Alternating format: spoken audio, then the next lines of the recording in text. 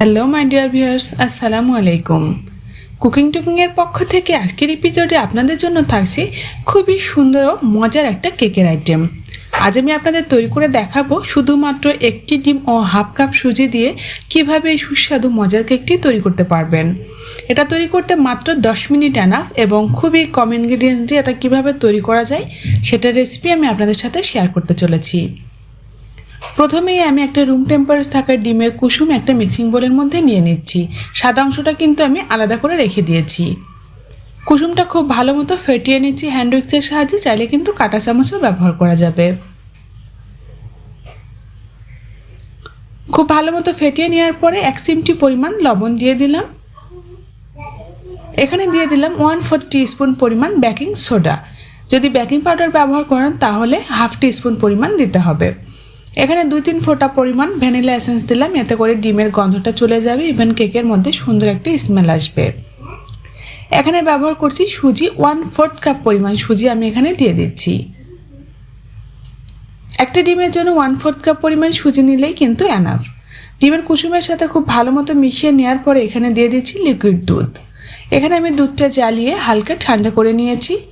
অল্প অল্প করে দুধ দিয়ে একটা ঘন ব্যাটার তৈরি করে নিব। একবারে কিন্তু বেশি পরিমাণে দুধ দেওয়া যাবে না, তাহলে কিন্তু ব্যাটারটা পাতলা হয়ে যেতে পারে। ব্যাটারটা একবারে থকথকে ঘন হবে। হ্যান্ড উইক্সের সাহায্যে নেড়ে নেড়ে এরকম একটা ঘন ব্যাটার তৈরি করে নিয়েছি। দেখে নিশ্চয়ই বুঝতে পারছেন কতটা ঘন। এটা একটা ঢাকনা দিয়ে ঢেকে রেখে দিব রেস্টে, তাহলে কিন্তু সুজিটা ভালো মতো ফুলে সেট হয়ে যাবে। এটা ঢেকে রেখে দিলাম। এই ফাঁকে আমি ডিমের সাদা অংশটা বিট করে নিব।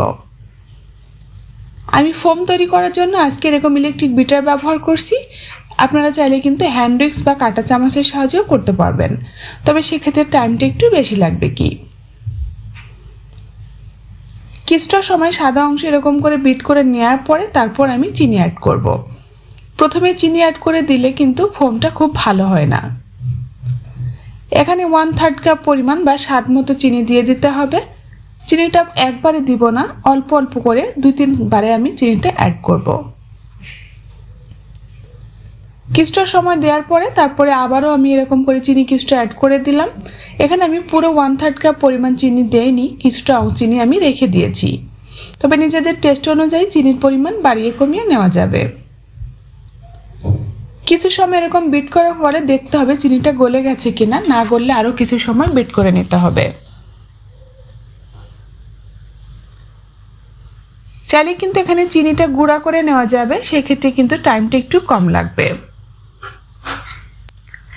আমি এরকম করে পুরো ডিমের সাদা অংশটা ফোম তৈরি করে নিয়েছি। এবার হ্যান্ড উইক্সের সাহায্যে দেখিয়ে দিলাম। আমি যে ডিমের মিশ্রণ আর কুসুমের সাথে সুজির মিশ্রণটা করে রেখেছিলাম, এটা কিন্তু খুব ভালো মতো সেট হয়ে গেছে। সুজি খুব ভালো মতো ফুলে এর সাথে সেট হয়ে গেছে, এই যে দেখে নিশ্চয়ই বোঝা যাচ্ছে।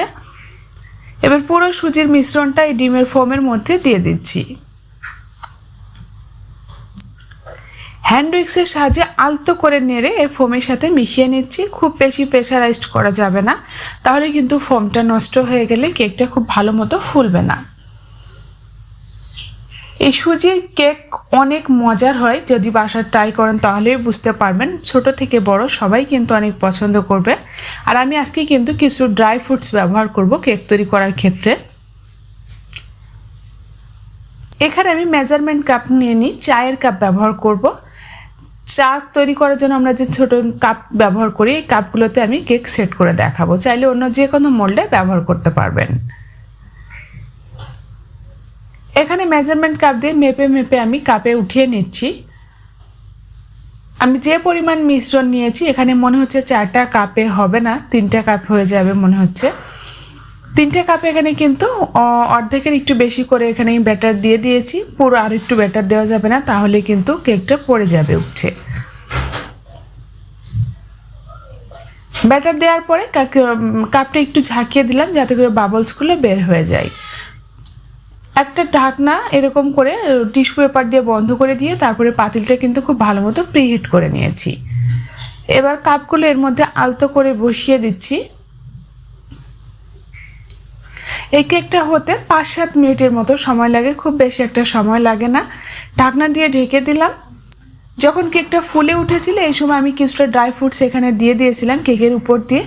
ব্যাটার দেওয়ার প্রথমেই যদি দেওয়া যায় তাহলে কিন্তু কেকের ভেতর পর্যন্ত ঢুকে যাবে।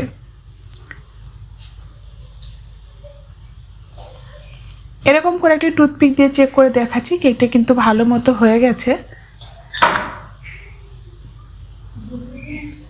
মোল্ডগুলো হালকা ঠান্ডা করে নিয়ে তারপরে আমি কেকটা মোল্ড আউট করে নিচ্ছি। কাপটা কিন্তু গরম থাকা অবস্থায় এটা মোল্ড আউট করা যাবে না, তাহলে কেকটা ভেঙে যেতে পারে। নাইফের সাহায্যে আলতো করে ছাড়িয়ে নিয়ে সবগুলো কেক উঠিয়ে নিয়েছি। মাশাআল্লাহ, দেখে নিশ্চয়ই বুঝতে পারছেন কতটা লোভনীয় হয়েছে কেকগুলো, একেবারে পারফেক্ট কেক। এগুলো কিন্তু আপনার 10 টাকা করে যেগুলো প্যাকেট পাওয়া যায় ওর থেকেও অনেকটা বড় সাইজে। একটা কেক একজন খেলেই কিন্তু পেট ভরে যাবে ইনশাআল্লাহ। আর দেখে নিশ্চয়ই বুঝতে পারছেন কতটা পারফেক্ট হয়েছে, নরম তুলতুলে একেবারে স্পঞ্জি। আমি একটা কেক একটু ভেঙে দেখাবো, তাহলে আরও শিওর হয়ে যাবেন। দেখে নিশ্চয়ই বুঝতে পারছেন কতটা সফট হয়েছে। মাত্র একটি ডিম দিয়ে 10 মিনিটে সুজির এই কেকটি এত সহজে তৈরি করা যায়, আমার রেসিপিটি ফলো করলে নিশ্চয়ই বুঝে যাবেন। মাশাআল্লাহ, ভেতরটা দেখে নিশ্চয়ই বুঝতে পারছেন। ভিউয়ার্স, আজকের মতো এখানেই বিদায় নিচ্ছি। সবাই অনেক ভালো থাকুন, সুস্থ থাকুন এবং বাসায় ট্রাই করুন। আল্লাহ হাফেজ।